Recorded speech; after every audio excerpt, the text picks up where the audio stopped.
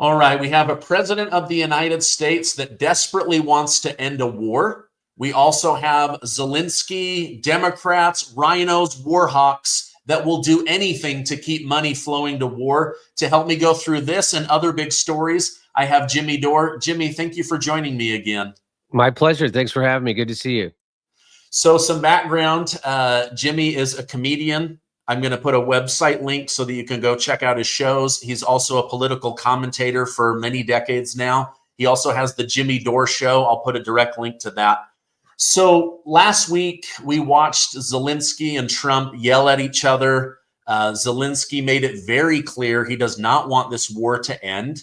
He then said over in the United Kingdom that this war is far from over. He then publicly announced that NATO will be pulled into the war and American sons and daughters will bleed on the battlefield for Ukraine. President Trump decides to end the money and weapons flow. Ukraine and Zelensky freak out. Now they say, we regret the way that this meeting ended. We'd like to repair our relationship with America. What are your thoughts on this big blow up? Well, first of all, it was obvious that Zelensky was in over his head in that White House meeting. The guy really doesn't have any history of being a diplomat or a politician or being a negotiator or a deal maker or anything. His whole presidency has been a disaster, actually. But if you do a little more digging, you can find a little sympathy for Zelensky, because he really did run as a peace candidate when he ran, and he got 71% of the vote because the people of Ukraine don't want war. They wanted peace. And so he went, people know the history of Ukraine. There was the 2014 Maidan coup. The United States and NATO install a puppet. Then Zelensky gets installed. He goes to the Donbass, where the Azov battalion, which is the Nazi battalion, was shelling the people of the Donbass because they didn't want to go along with the coup government, right? And they wanted to separate. So they started shelling them, which those are ethnic Russians, and they're Russian speaking. And so Zelensky went to the front line and told the Azov battalion, you have to stop shelling. We have a peace deal. We have a Minsk Accord. And on camera, they laughed in his face. And then they threatened him, said, if you end this war without our victory, we'll have you hanging from a light pole in Town Square. And they would, by the way, right? So, I mean, look what they did to the Yanukovych, right? So they got him, and so they couped the government. So he knew that he was in a band. Plus, and then when he did sign a peace agreement having a peace agreement all worked out with Russia in April of 2022, a month after the war started, NATO and Boris Johnson went to visit him and said, don't do this. And so he's got it coming from both ends. He's got the Nazis in Ukraine threatening to kill him. And of course, he had NATO and the United States threatening to kill him. And let's remember, what was that? Now I'm blanking on that guy. I'll think of his name. But he used to be an advisor to Richard Nixon. He just died. He's from Israel. What is his name? Oh my gosh. I know. Kissinger said, it's dangerous to be the enemy of the United States, but to be our friend is deadly. And so I'm sure he knew that. And so he's being squeezed by both sides. He's being squeezed by the Nazis in his own country. He's being squeezed by NATO and the United States. And now he's getting another squeeze. The other squeeze is from Trump and the war. So I kind of have a little sympathy for him in that way. I think he got forced into being a warmonger. But what I think his out was he could have just had an election last year. He would have lost it. And then he could be like, hey, I did my best. I tried to keep the war going for the Nazis and for the neocons. But they voted me out. What am I going to do? But maybe they also told him don't have an election. Maybe they threatened him if he had an election, they'd kill him then too. So I just think he's being threatened. And,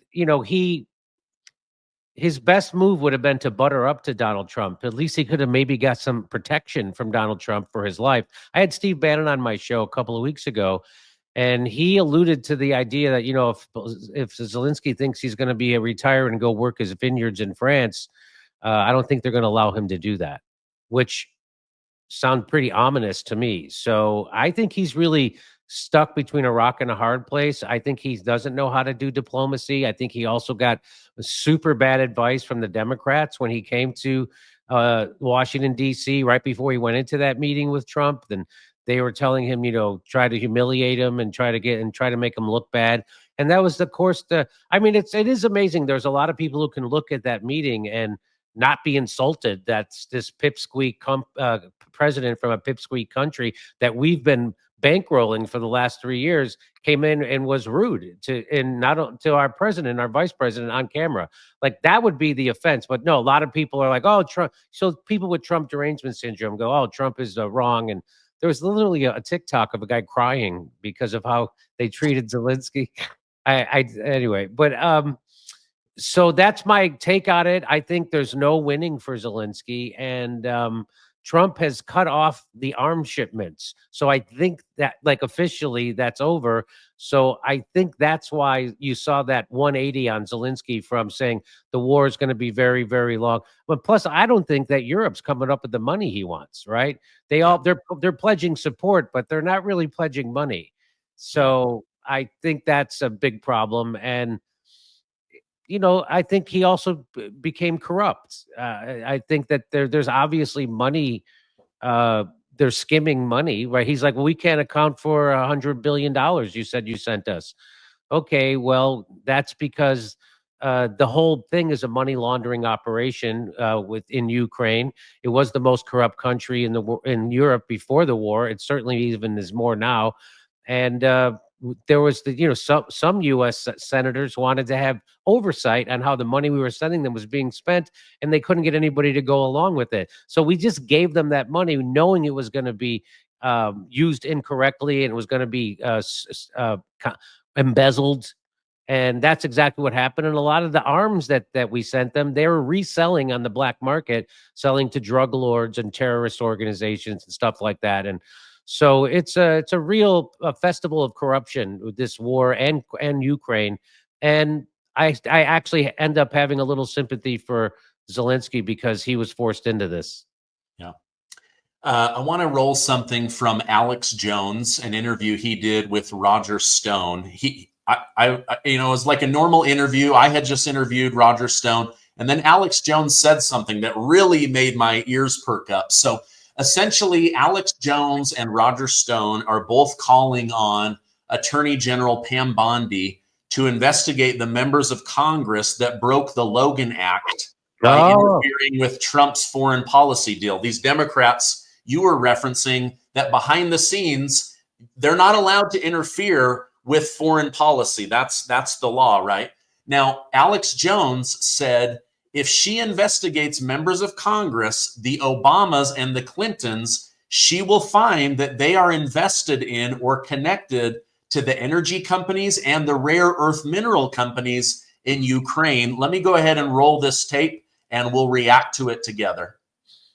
Well, Roger, you're absolutely right. And now he came out today and said that the end of the war is very, very far away. And what is the tactic there where he says, oh, yeah, Trump, I'll do the mineral deal 3 times the last 3 weeks, then double crosses everybody, won't meet with the Secretary of State, won't meet with the Secretary of Treasury when they come to meet him, pissing Trump off, then goes on TV and says, no, I do a deal, Trump not being nice. I mean, this is ridiculous. Yeah, and look, these people are committed to endless war. If they can provoke World War III, they would like that. You see Starmer, the head of Britain, saying that he's prepared to put boots on the ground and supply airplanes. These people are trying to steer us to World War III. They have had no peace negotiations, no discussions whatsoever about ending this conflict. The American people are tired of paying for it, and the comments of Sturm are very interesting, saying, well, if the United States isn't going to step up, Europe will. Well, Europe has a greater interest here than we ever did. But how come we've given $200 million more to Ukraine than our European allies have given? Makes very little sense to me. When he came out and said, give us the minerals, he knew that they'd signed a deal in January 16th. with the UK and their companies, and we know the Clintons and others and the Obamas are doing the deals. I bet you money, just like they're involved in all the carbon tax companies with Al Gore, that we're going to find out they're invested in these energy companies, rare earth mineral companies. So Trump comes in to cut off the Democrat deep state money and says, I'll give you a better deal. You can keep half the resources. The British deal is like 20. That's the standard deal. And we'll give you a security guarantee in that. But then Zelensky goes and meets literally in a diplomatic meeting around a table, and they say, go in there and block this diplomatic operation. That is the letter of the Logan Act. It's not just Flynn talking to some foreign person on the phone. They say that violates Logan Act. This is meeting and then Murray bragging, oh, we got him to go block it and screw the peace deal and the mineral deal, and then I guarantee you they're involved in it. I mean, this is crazy. Okay, so lot there to digest, but basically, as you alluded to, some of these sitting members of Congress broke the Logan Act, directly opposing the sitting president's foreign policy. This is a done deal.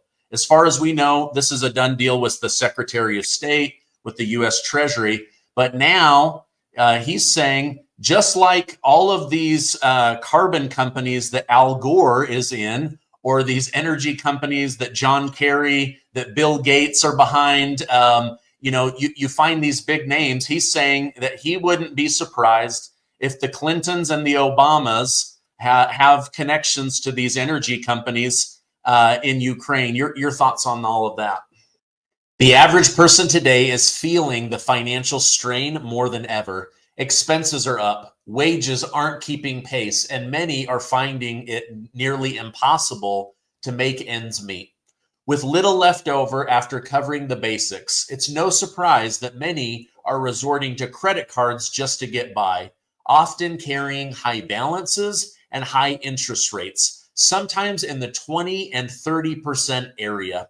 If you're a homeowner and you're stuck in this cycle of mounting debt, you need to call my friends at American Financing. Their salary-based mortgage consultants are saving homeowners on average $800 a month, helping put your hard-earned money back where it belongs, in your pocket. Plus, if you act now, you might be able to skip your next mortgage payment. There are no upfront fees, so it costs you nothing to find out how much you could save each month. It's time to break free from the stress of debt. Call American Financing and take control of your financial future. Call them at 888-686-8030. Again, that's 888-686-8030, or visit americanfinancing.net/Gardner. I know that you remember when there was the Uranium One scandal with the Clinton Foundation getting like something like $131 million put in their coffers at the Clinton Foundation, and Barack Obama was involved with letting trucks transport uranium from. So do you remember that uranium? So yeah, I mean, we all know the Clinton Foundation is 100% corrupt, and everybody wants to know what happened to the billions for Haiti. And that was just a money grifting, laundering operation, the Clinton Foundation. And so Obama was so I wouldn't doubt it, put it that way. And of course they violated the Logan Act. I mean, whether you can get a jury to agree to that or not, I don't know, but they certainly were doing foreign policy and trying to undermine the president of the United States foreign policy by, I don't know if it's negotiating, but they were certainly talking and advising a foreign president who was set to have a meeting about a war we're funding. So to me, it's a pretty clear violation of the Logan Act. And of course, I think they're all fucking criminals. There's no doubt about it. They're all corrupt criminals. Of course. I mean, anybody who's for the Ukraine war, you know what the Ukraine war is about. I know what it's about. I'm a C student nightclub comedian. If I know what it's about, and I've known what it's about since the beginning, certainly senators know what it's about, and they don't care. They're just corrupt criminal puppets of the military industrial complex. And that's all that is. That's all that is. They're being paid by their donors and to try to oppose Trump no matter what he does and to keep the war going. So yeah, they're all of them. Elizabeth Warren, the I mean, Nancy Pelosi is the greatest trader in the history of Wall Street trading. So of course they're all corrupt criminal. I mean, that's what I've said it on your show before, that, you know, when I say that, oh, you know, the United States government is corrupt, people think, oh, Trump got his son-in-law deal with the Saudis and Biden got his son a no-show job with the Burisma energy company in Ukraine. No, the whole thing is corrupt. The whole when they get together, a session of Congress, they're not there doing the bidding of workers and students and the elderly and the needy. They're there doing the bidding of a handful of oligarchs and corporatists. And that's why our country looks the way it is, and why we can, at the snap of a finger, send $300 billion with no oversight on how it's being spent. At the same time, we don't have infrastructure in the United States. We have homeless people under every bridge. We have half the people in the country can't afford a $500 emergency. 80% of the country lives paycheck to paycheck. So that's the kind of corruption I'm talking about. And we're ending the way all empires end. This is a late stage empire right now. People don't realize what's going on. And of course, Karl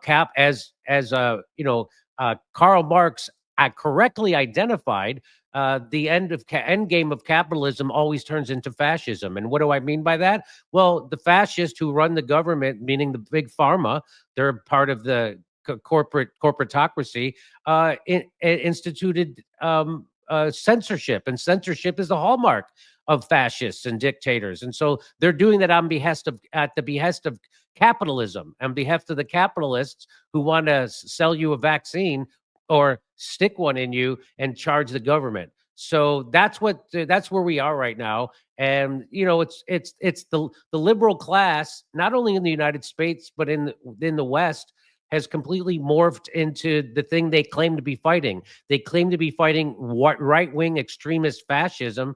And how are they doing it? Well, in Europe, they're suppressing speech of anybody who speaks out against Israel or Islamophobia.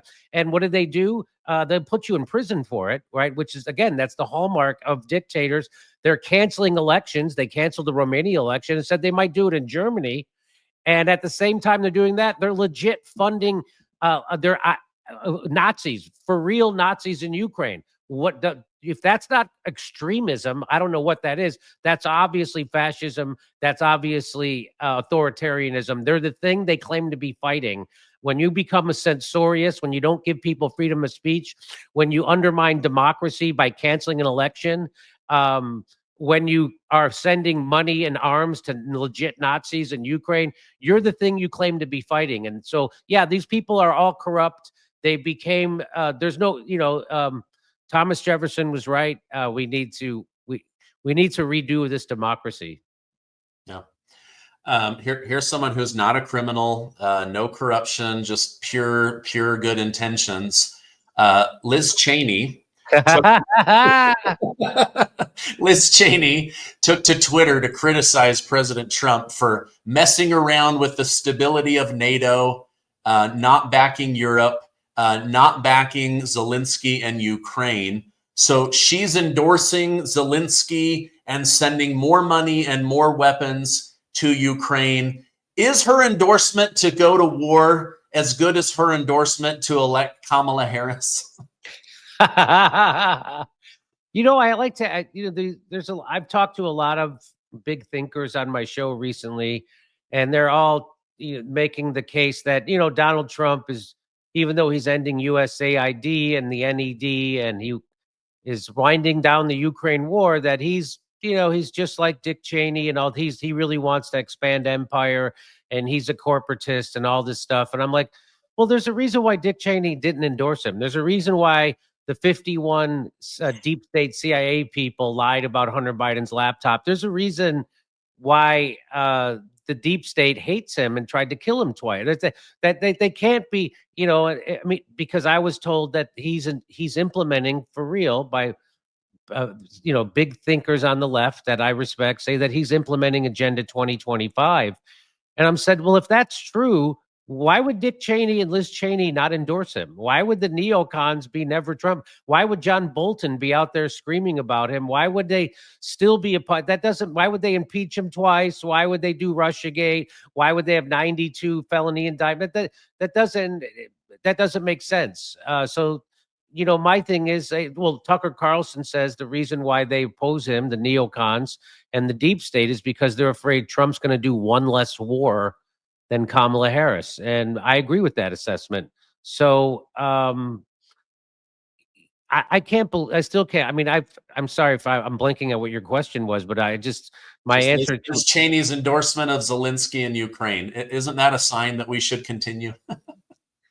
Yeah, I mean, Dick Cheney had a 13% approval rating when he left office. I mean, the idea, I mean, that's how out of touch that these people are, that they think that somehow getting an endorsement from a Cheney. Liz Cheney got her ass kicked in her own primary. She couldn't even make it through to the general elect. I mean, it's just these people are highly unpopular, but that just goes to show you, how completely out of touch the ruling elite is, that they think that that's worth something. Yeah. Okay, during the presidential election, I started noticing that Democrats all were using the same talking points, almost as if a memo was typed up and released every morning about threat to democracy and things like that. Well, now this morning we have evidence that they are in fact being fed the exact same talking points. Let me pull that to the stage and then let's react to this together. When I win, I will immediately bring prices down starting on day one. That ain't true. That's what you just heard. Since day one, Donald Trump's presidency, prices are not down. They're up. Inflation is getting worse. Prices of groceries, gas, eggs, of essentials. It's not getting better. It's getting worse. Meanwhile, Donald Trump has done nothing to lower costs for you. Instead, violent police absolutely letting Elon Musk chainsaw private government programs, and then even worse, giving him access to Americans' sensitive data, Social Security numbers, tax returns, health care. He's fired thousands of essential workers, people who help our veterans get their benefits, people fighting Ebola in Africa so it doesn't come here. Frozen funding for private programs that so many Americans have. Cancer research, education, payments to family farmers, and so much more. Why are they doing this? Trump must go. Almost over. Watch how they wrap services away from you for one reason only, so they can give tax breaks to their billionaires club. Their plan is awful. Simply awful. Billionaires win, families lose. Well, And billions. Wow. And that is the truth. And that is the truth. That is Wow. wow. I mean, mean, again, did they not think that people would watch that and see that, and someone would do exactly what they just did and put that together and expose them for all? Yeah, of course they're all reading from the same script, and yeah, that's amazing. And of course they're all corrupt liars and partisans and hacks, and it doesn't matter if you expose them, because the media will prop them up, and the people who have Trump derangement syndrome don't care. It's a real bummer for me to see, actually, and it's a real bummer that this country is. I just think that there's no way we can keep doing adding $1 trillion of debt, not to change the subject, but my point is that this country is about to fail for real, and we can't keep adding $1 trillion of debt to our. There's limits to this stuff. I'm not someone who thinks that we can't run a deficit and deficit finance and things like that. But it's, we're now spending more on the interest for the debt than we are on our military, which is unbelievably bloated, right? So our government is completely controlled by corporations. We don't live in a democracy. We live in an oligarchy run by corporatists. And, is Trump really going to try and get rid of our deficit and our debt? Is Doge really going to succeed? Well, when you include $4.5 trillion in tax cuts, and then you want to find to pay for those by cutting Medicare, Medicaid, and that's not the way to do it. He has given lip service. I mean, I know I'm getting off topic, but it's all about. I mean, that's just an example of the end of this country. And those people don't care that happened, right? Because the media is so corrupt, and there's only 6 media companies. And so people are easily propagandized. Look how people went along with COVID. Look how people went along with the Ukraine war. Look how people went along with Syria war. Now Syria's being run by a legit Al-Qaeda guy. This is just as we've warned the whole time. Hey, if the United States is successful in their war in Syria, you know who's going to run it? It's going to be Al-Qaeda, and that's exactly what's happening. And as soon as that happened, the State Department took the guy who's running Syria off their terror. They had a $10 million reward for his bounty on him. And they're like, oh no, now he's a good guy. And so it's funny, but it's also super sad to see it. This is unsustainable. Our country is unsustainable the way it's being run, and that's really a sad commentary. I mean, it's a gotcha for the Republicans and Trump, but it's a gotcha that our whole goddamn government is corrupted. Yeah, it's it is sad, and it doesn't bring me a lot of joy exposing the truth, other than I am a truth seeker, and that's kind of the whole point of my channel. But this morning when I saw Chuck Schumer and Cory Booker saying the same thing, I went to Twitter, and the next thing, there's 2 of them, 3 of them, 5 of them. It wouldn't shock me if this thing, like every single person has this video, the same B-roll footage, the same Elon Musk profile when they talk bad about, like, the whole thing is just a giant psyop on the American people. Okay, I know we've got a time constraint, so I want to go to the next topic. I'm a huge fan of RFK Jr., but I got to tell you, I don't know what this man is doing anymore. He said we need to pull the COVID shots. There's enough proof that these are causing problems. Now he's allowing Moderna, Pfizer to continue to poison people, despite mountains of evidence that these shots kill people, maim people, paralyze them, destroy the human heart, cause strokes. Then we have a measles outbreak in Texas, and he starts telling everybody, go get an MMR shot. This is the very shot he said is the most dangerous shot to American children. Japan banned this. He literally wrote the foreword to all of the research on how destructive the MMR vaccine is. Now he's telling people, go out and get it. What is going on? Like, is he up against the wall? Is he playing the long game? What are your thoughts? I just saw him tweet out something about fighting anti-Semitic speech in America, which it certainly does not fall under the purview of the HHS secretary. I don't know what. So, your guess is as good as mine. The guy showed unbelievable courage in the last 15 years or 20 years to blow the whistle about the true lack of safety testing on vaccines. And I don't think anybody knew that they lacked safety testing, but now we do. And he took all kinds of hits to his, his reputation that nobody else would have stood. I don't know. And so it just doesn't make sense the way he knuckles under. And the only thing, is he being blackmailed? That's the only thing I can think of, is that someone has some real blackmail on him. And so because he's so smart and good on almost everything else, and then now he seems to be doing a 180 on his own MMR vaccine things. To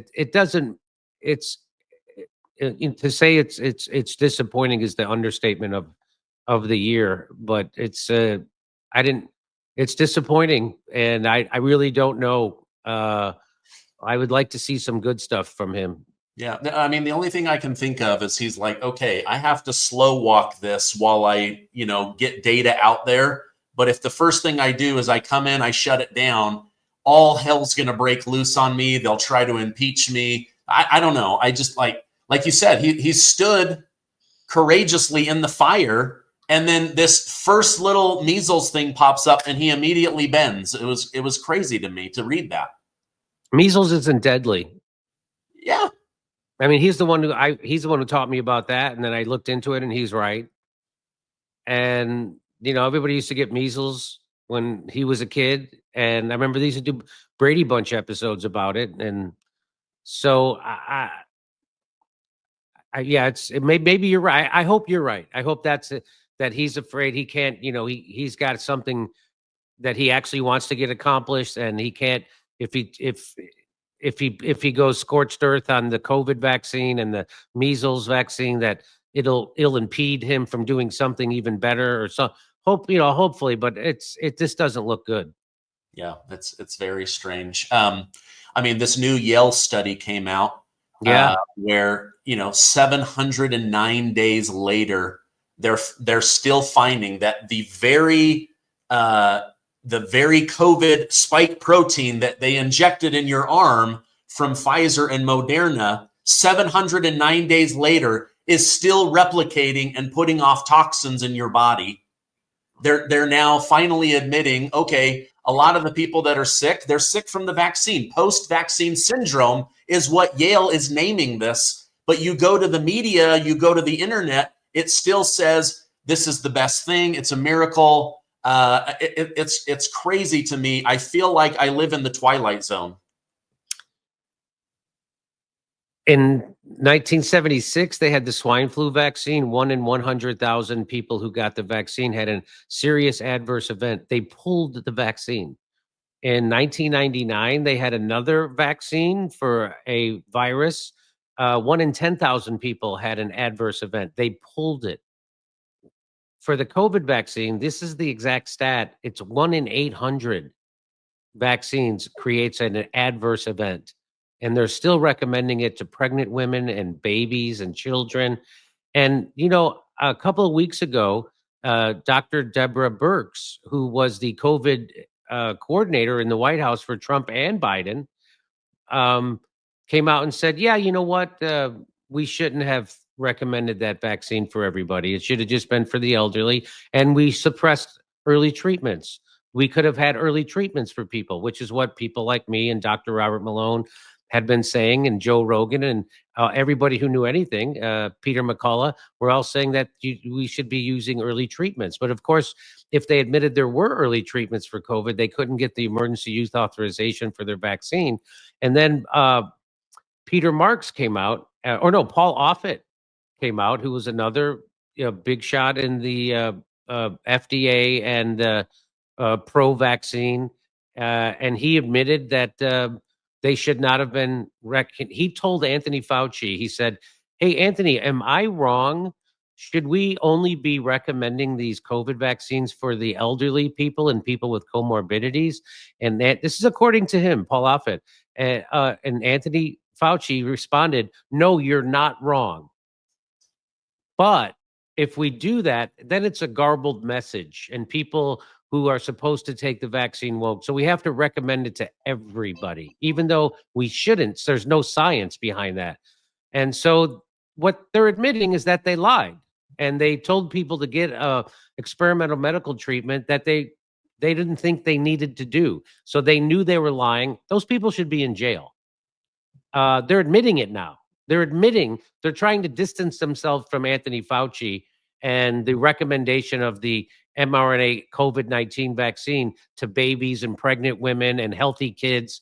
They're trying to distance themselves. And what they're doing is they're admitting that they were in on the crime. And the crime was knowing that there was no science behind recommending that to healthy people. The only people they should have, if anybody been recommended it to, was the elderly people who had comorbidities, because that's the only people who died from it. Yeah. But then they would have only made millions of dollars instead of hundreds of billions. Yeah, that's correct. Yeah. It's that's what I'm talking about when I say we live in a completely corrupt society. They have the government, they have the regulatory agencies, and they have the media. And it's just, isn't it kind of mind-blowing to you, Stephen, that people still believe the corporate media about anything? Tulsi Gabbard said in the last 7 days, CNN is the propaganda arm of the U.S. intelligence agencies. They also happen to get almost 80% of their revenue from Big Pharma. Kind of interesting. So Big Pharma is funding the propaganda of the U.S. intelligence agencies. Well, the CIA pushed the lie about the COVID origins. They were doing propaganda in other countries for the COVID vaccines. So it just goes to show you that the deep state doesn't only work for the military industrial complex, right? They work for the corporate state. Yeah. I feel like America is going to find out one day that we all lived through a giant Muskegee experiment, right? But instead of inflicting Black American men with syphilis and then lying about trying to treat it, they were actually infecting them and making them sick to see how much they could put up with. I think we're going to find out the same thing here in America, that they put 100 million Americans through an experiment just to see what would happen with a new technology. Is that how many people got the COVID-19 vaccine? I thought it was higher than that. No. Oh, you know, I don't know what the exact number was. I know it was over 100 million, but yeah. And I think that's called the Tuskegee. Tuskegee. What did I say? Muskegee? Yeah. Tuskegee. Thank you. Okay. Yeah. So, but yeah, it's been a giant psyop. It's been just completely enriching to big pharma. And then, you know, to put that little cherry on the top of the sundae, Dr. Anthony Fauci, forgiven for everything forever. You know, like insane. Nothing says trust the science like a preemptive blanket pardon that goes back 11 years. Am I wrong? Yeah, nothing says nothing. That's insane. Isn't it interesting that the pardon goes back for, you know, Joe Biden's family and for Anthony Fauci back to 2014? What is it about that year, 2014? Well, that's the year we overthrew the Ukrainian government, and that's when they started doing all their bioweapon stuff, and the Biden family started doing their grift and getting their payments, and so that's why it goes back. That's what that's all about.